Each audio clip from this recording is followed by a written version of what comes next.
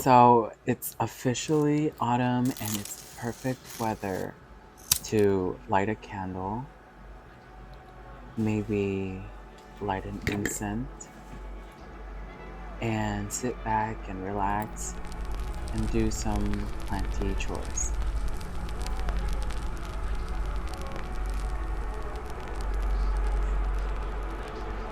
Today I'm feeling extra creative.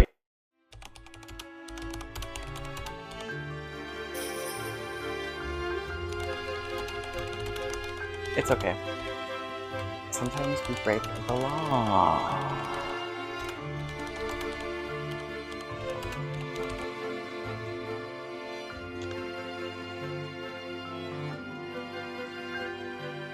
Costco has good water. It's the perfect weather because in the morning it's nice and fresh, crisp air, and by the afternoon it gets a little warmer and it's like room temperature. This morning I went on a hike. I wanted to see the forest, you know, nice and moist because it was raining a lot yesterday. I wanted to see the aftermath, and I couldn't help but notice the little moss that grew all over the rocks and on the tree bark. It was like a blanket of green. It was so pretty and luscious, and I couldn't help but grab a few moss sheets, if you will, or moss pieces. There are different types of moss in here. Collecting moss from the forest is a great way to get live moss, and it's free, obviously. Just don't take all of it, you know. Save some for me. But yeah, I collected some. Luckily, I had a sandwich bag with me. I had a dragon fruit earlier, so I had this bag.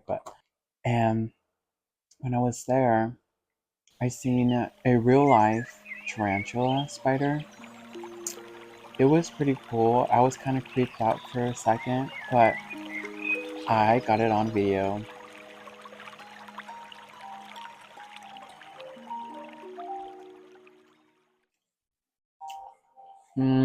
Am I gonna answer this? Now that it's autumn and soon will be winter, I was thinking, it's gonna be raining a lot and it's gonna be cold, so I'm not gonna be able to go hiking as often as I did during the summertime.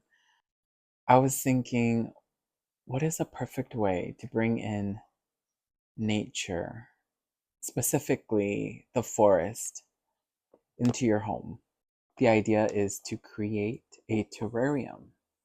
After my hike, I went on a thrift store journey. I was looking for some perfect glass where to create the terrarium. And I found a few. So here are the two that I found. This egg dome with a platform, and this jar with a lid. And I want to show you how I create my mini terrariums because I do have a few, and they're like small though. They're like little jars. These are kind of bigger, and I just want to create a moss scape with the moss that I found in the forest. So yeah, that's on the to-do list, as well as propagating some plants. Having some plant insurance is pretty crucial because you never know what will happen to a plant. So you gotta have some backup by creating some propagations. So yeah, let's get into that. But before that, I did stop by Home Depot and I picked up it's over here. I picked up a sago palm. Okay, this palm tree, it's not a palm. It's actually a cycad, and this type of structure of a palm is very reminiscent to the BC era. But yeah, I just wanted to share with you this beautiful plant. It's just, I just love these fronds that come out. It looks like the top of a pineapple as well. And the bulb here, it kind of gives that like pineapple vibe too. I don't know, there's something about it. Like it's giving, that era, the before Christ era. All right, let's do the terrariums first. I've got some fine grade orchid bark, and it has a little bit of perlite in there as well. I've got some just regular potting mix with some compost in there, some manure, and then fine grade charcoal and pumice. Got my trusty repotting mat on deck to contain all the mess, and prevent spillage. I like to start off with a base layer of pumice. This acts like a drainage layer so that there's a place where the water could be sitting at, and the pumice stone is porous, so it will wick up the moisture and sends it to the soil that will help create the ecosystem. Think of it like, the earth.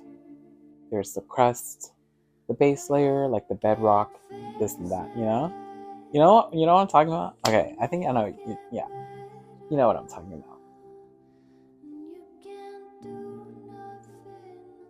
Let me get a stick, because that will be handy. Now the charcoal will act as basically like a filter, and it will keep the terrarium clean, basically. Looking great. And then I'm gonna add potting mix and compost. Get this big wood chunk out of there.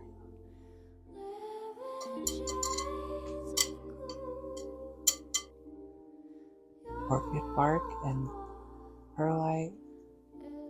Just a thin layer of the wood. Now let's see what stone will look best in here. I'm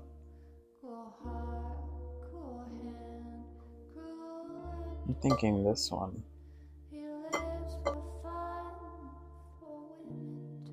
Okay, I think that one. It's a good size. I add some soil around the rock. I'm also going to be adding some of this propagation that I have of this plant here. I'm going to add that in there to let it vine all around. I'll be adding this Tradescantia, this variegated one.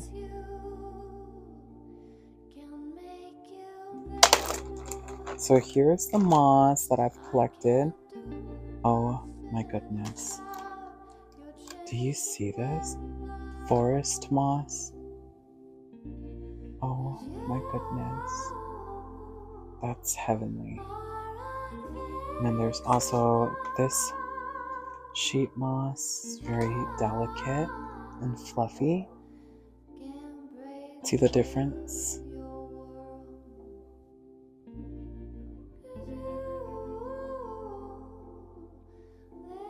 And then there's also this variety here.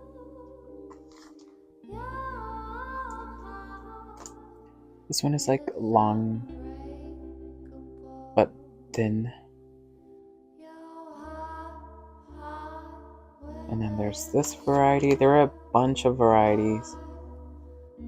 This one is extra, like microfiber almost. And then there's this type of moss as well. I don't know what you call it. Let's see, where should I place this? maybe I should place this right here.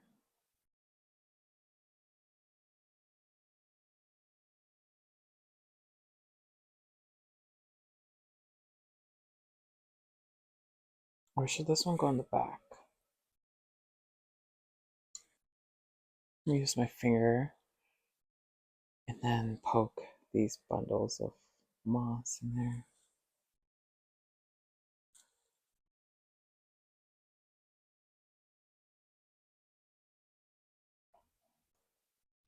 Let's get the Tradescantia out here amongst this Adansonii.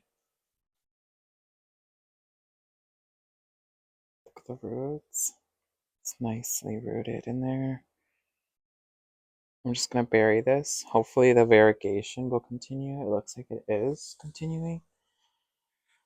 Let's find a spot for it. Maybe like right here in the front.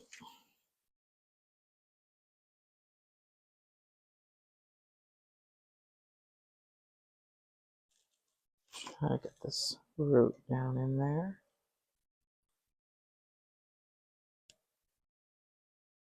Or something to pin this piece down. Let me go find something. Alright, I've got some floral aluminum wire, and I'm going to use that to pin the plant down.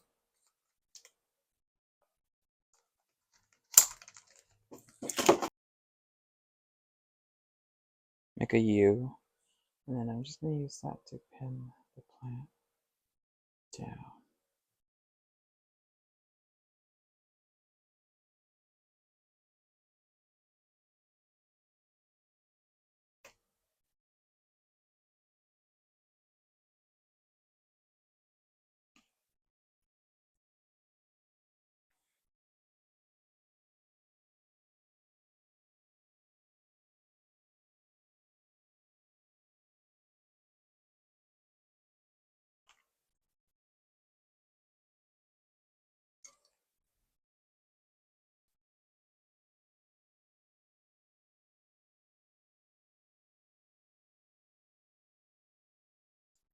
Oh, I forgot to add this piece, huh?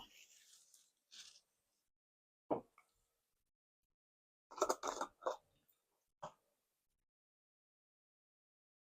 see, it's rooted in the sphagnum moss. See how those roots? I'm just gonna place the plant on the side here. Let's use this chopstick to push it all down.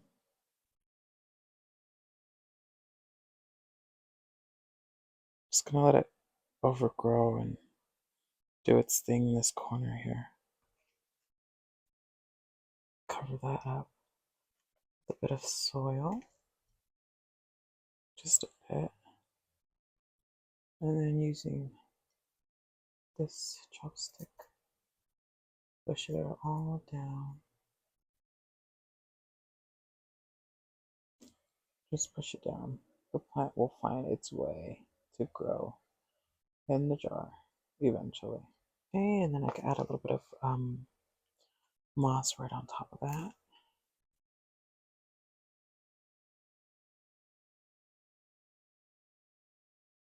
Nice and potted up. Let's take some water that I was drinking, water this in.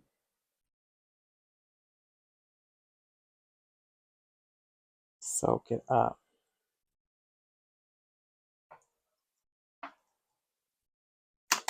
Perfect. And then the lid goes on. It is a mosscape. Just moss only. Okay, so with the dome, I have this idea here.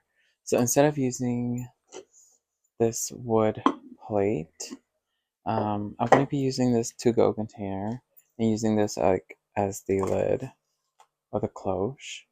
It's giving a Christmas light bulb. Yeah, let's just go with it. Just gonna wing this. Okay, so again, base layer of charcoal and pumice.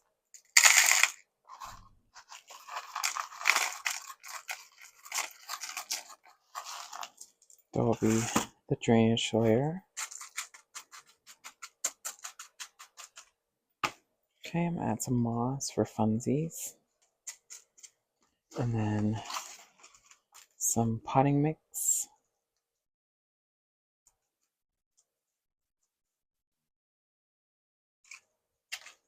Then let's add this fern, rabbit's foot fern propagation in there.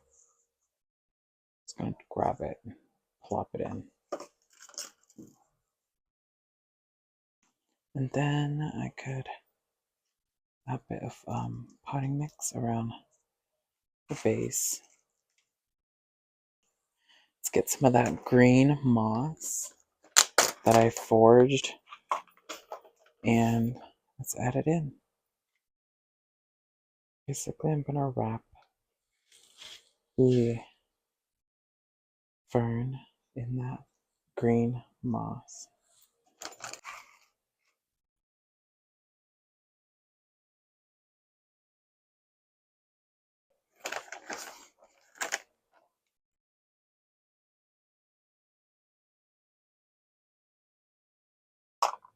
It's like I'm making a moss ball, almost. That's what I'm going for, like a round dome-ish. There you go. Now, let's water it in. Let me get some water.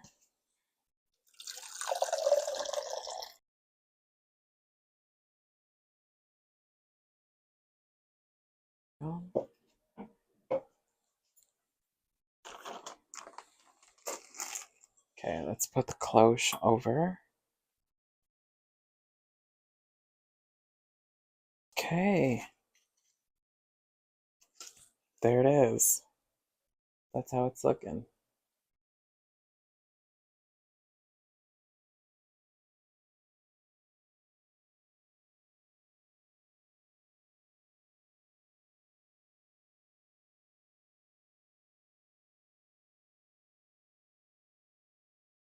So this is how I like to store my moss that I'm not using. I like to store them in containers like this here. And the setup is the same way as the terrarium is, which is pumice, charcoal, soil, and some orchid bark on top.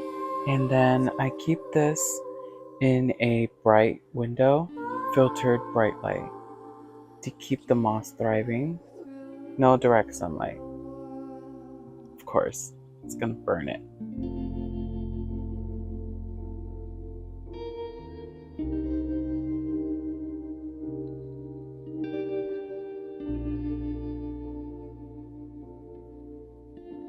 Hey guys, it's another day.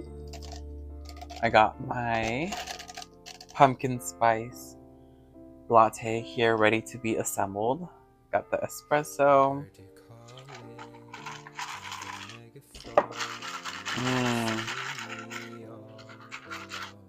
Look at that ombre. Gotta shake it. But this is just a regular marshmallow flavor.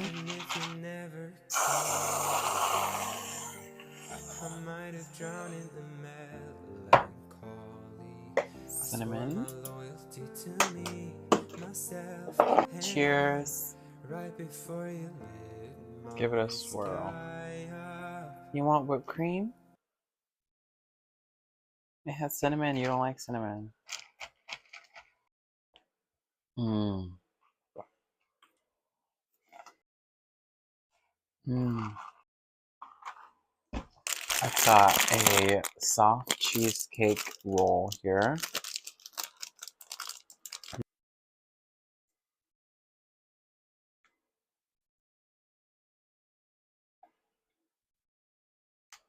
Mmm.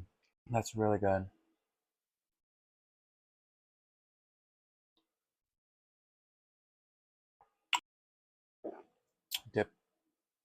some whipped cream.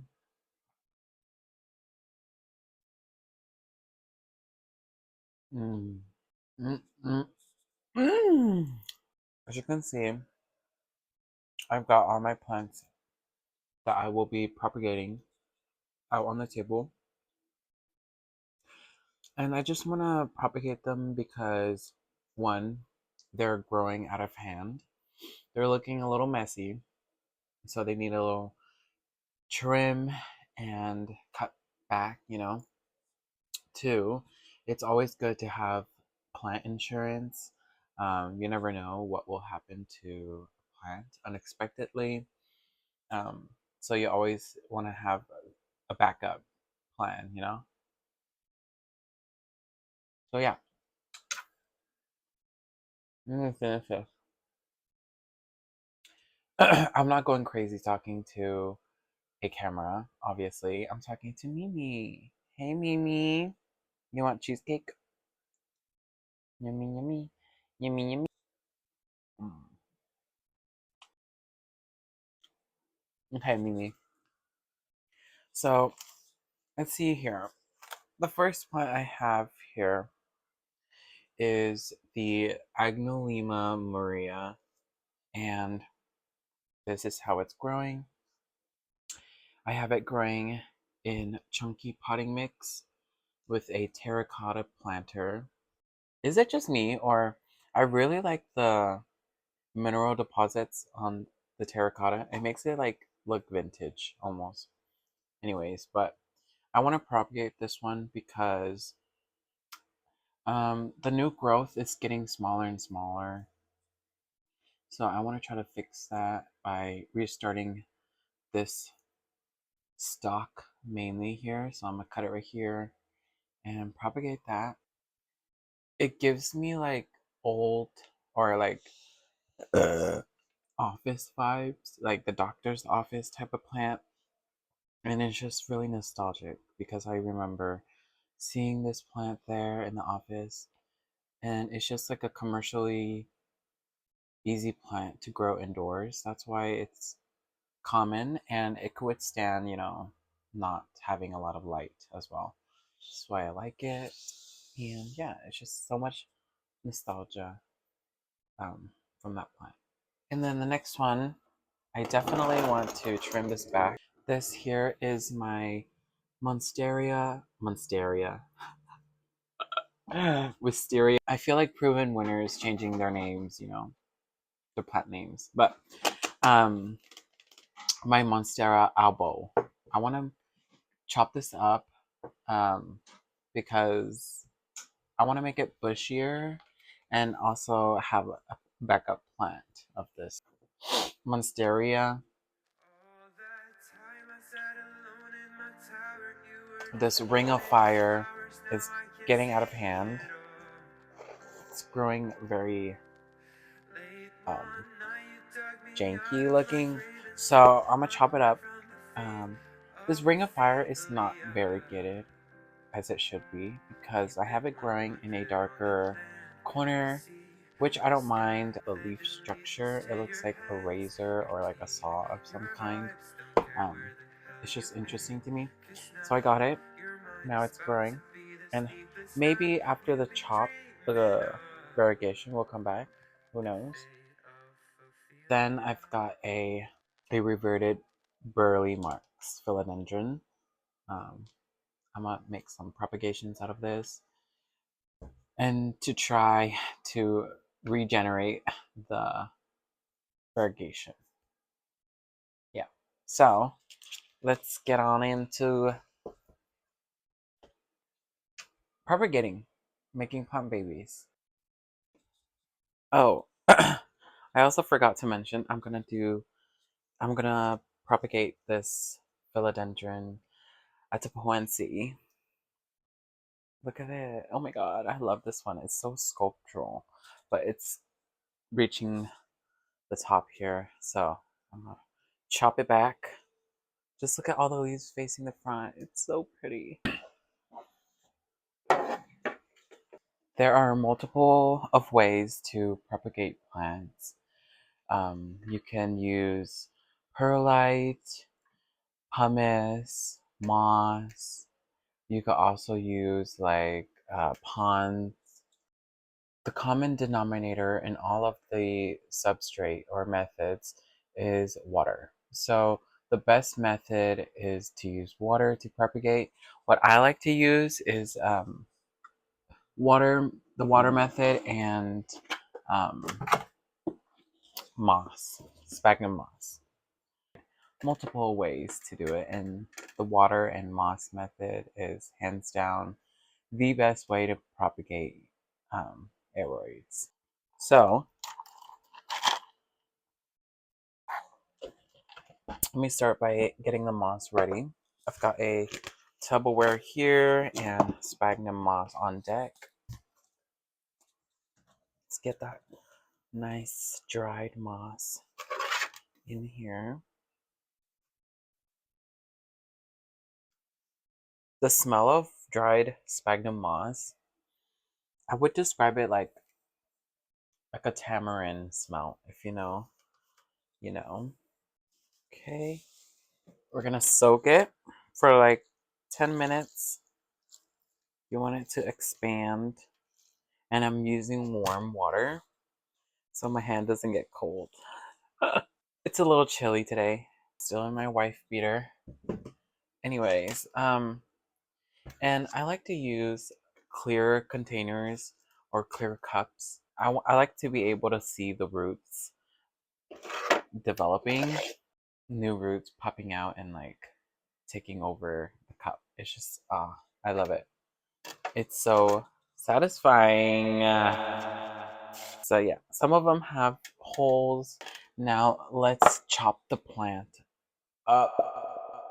Let me get my shears. Huh. Let's start with the elbow. Look at the roots popping out of the pot already. Ooh, that big rock. Here, I think I'm gonna cut right about here. No, do you see that root node right here?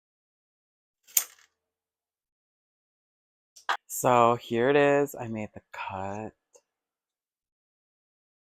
Oh my god, this leaf, the newest leaf is, I'm speechless, honestly. But yeah, so here's the mother. The mother has 2 leaves, and here's the baby.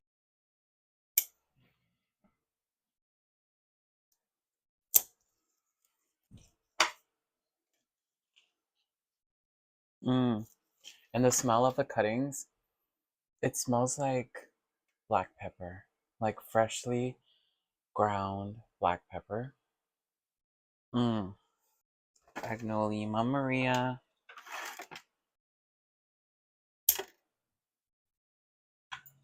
This one is dealing with some mealy bugs, so I'm gonna have to dunk this in some pest solution that I made and to treat it.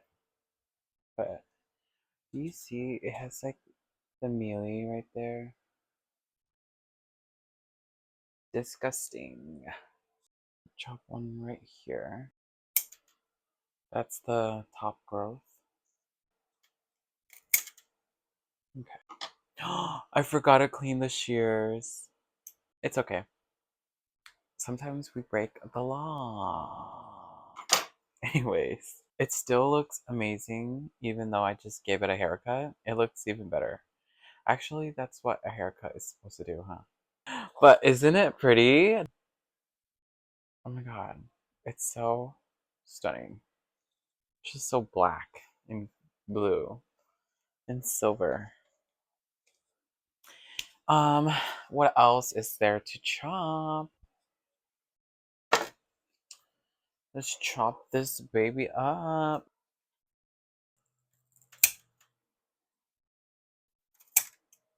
Here are the cuttings. For this agnolima, I think I'm gonna do water propagation for this one. So I'm just gonna dunk it in there and add some water. Easy as that. You already know this. This is basic houseplant knowledge. Fill about halfway with water.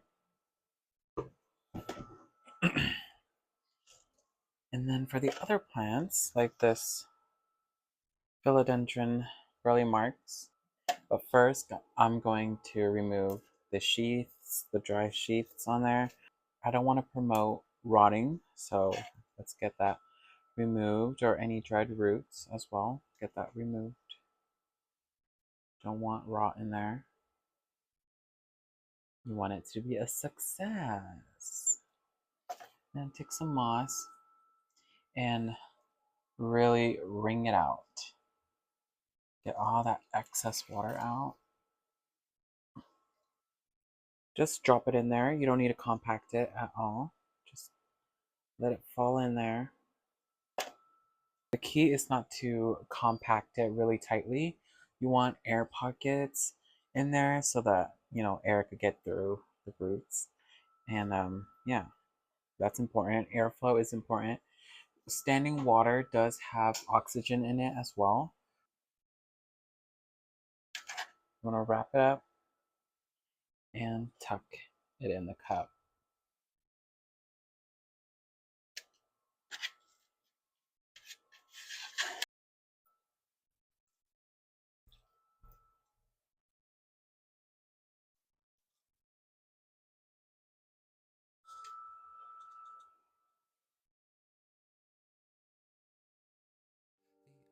Daughter of a nobleman, Ophelia lived in fantasy. But love was a cold bed full of scorpions. The venom stole her sanity. And if you never come for me, I might have lingered in purgatory. You wrap around me like a chain, a crown, a vine, pulling me into the fire. All that time I sat alone in my tower, you were just honing your powers. Now I can see it all.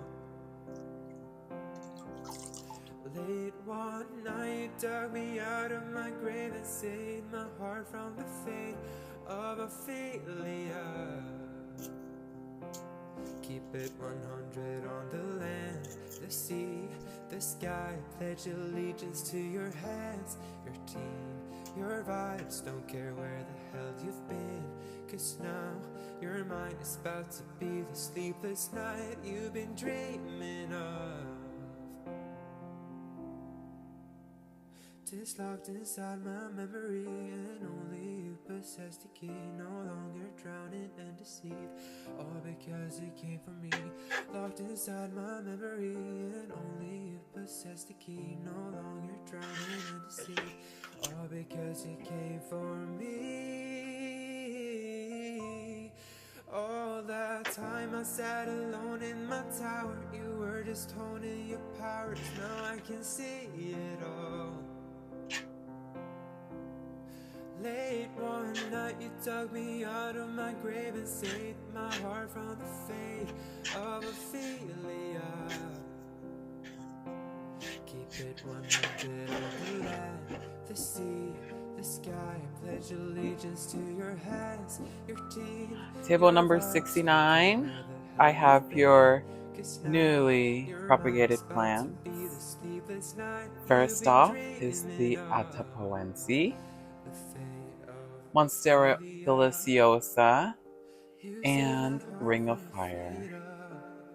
Bon appetit!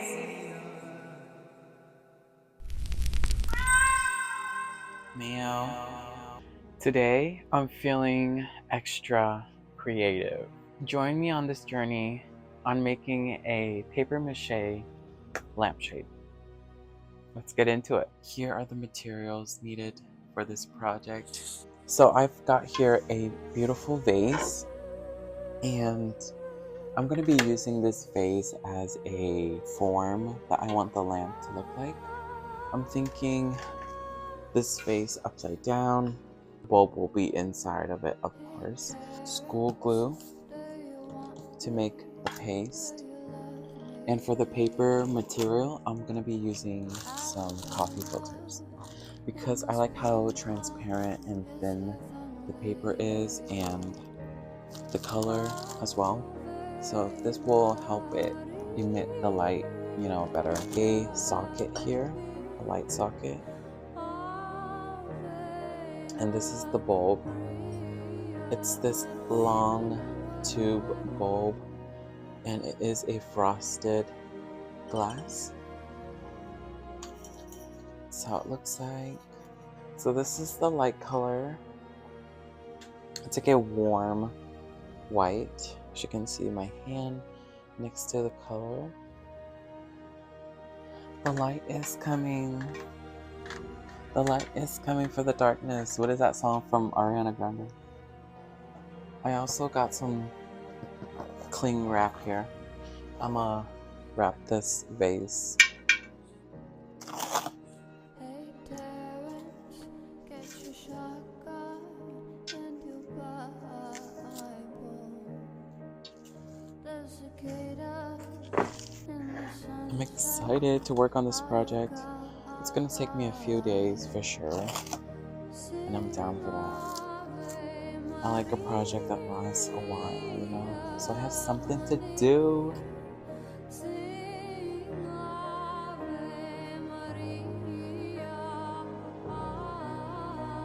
Hey guys, so it's been a couple of days, and the first 3 layers that I added to this vase has completely dried now, and so I'm gonna be adding maybe 3 more layers to this because the coffee filter is pretty thin in weight, and so I want to ensure that it will be able to hold its structure, the shape right here, while being suspensed up on the ceiling. So yeah, so also I need to make more of that glue mixture, and let me show you what I do here. 1 cup of water and half a cup of all-purpose flour, and then just gonna whisk that together.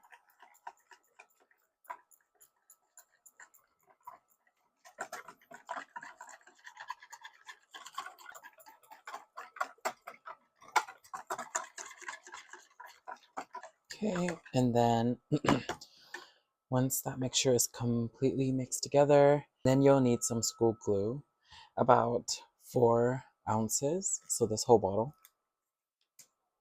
Just gonna squeeze that on in there.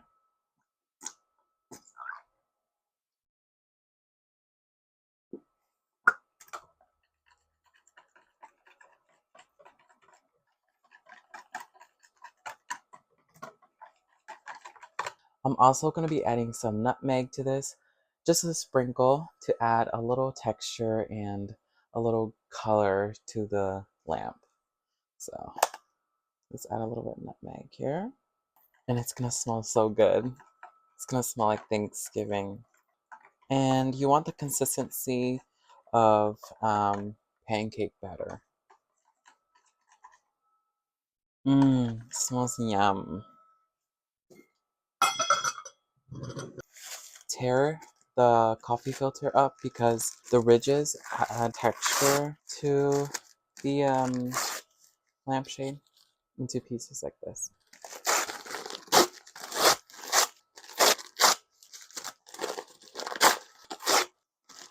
Okay, I need some gloves for this because it's going to be messy.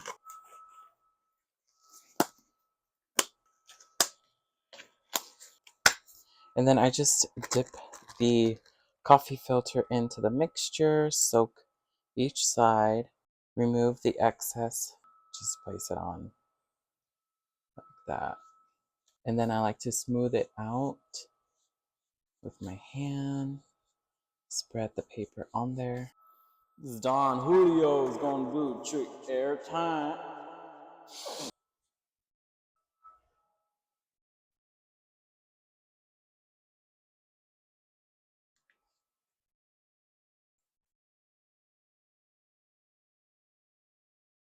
Every time.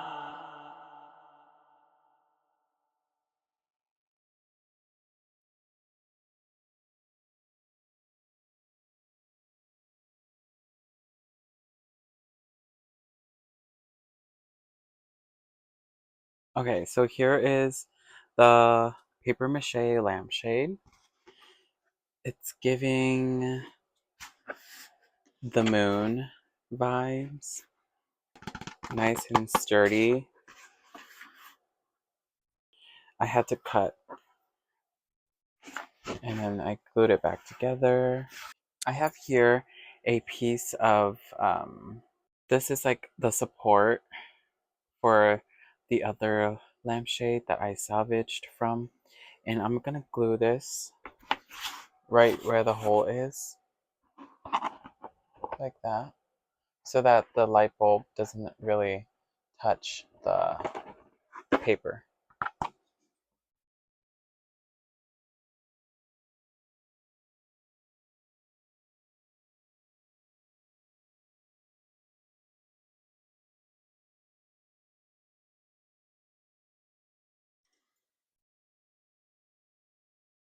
Apply some pressure.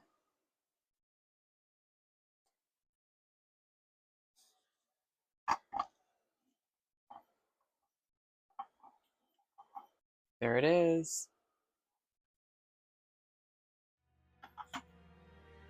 1, 2, 3. Wow, look at that. It's literally giving the moon. I'm gonna place it right here, right about. I'm gonna manually screw it on. I'm basically just screwing this into a straight drop knot. That's why it's a little easier.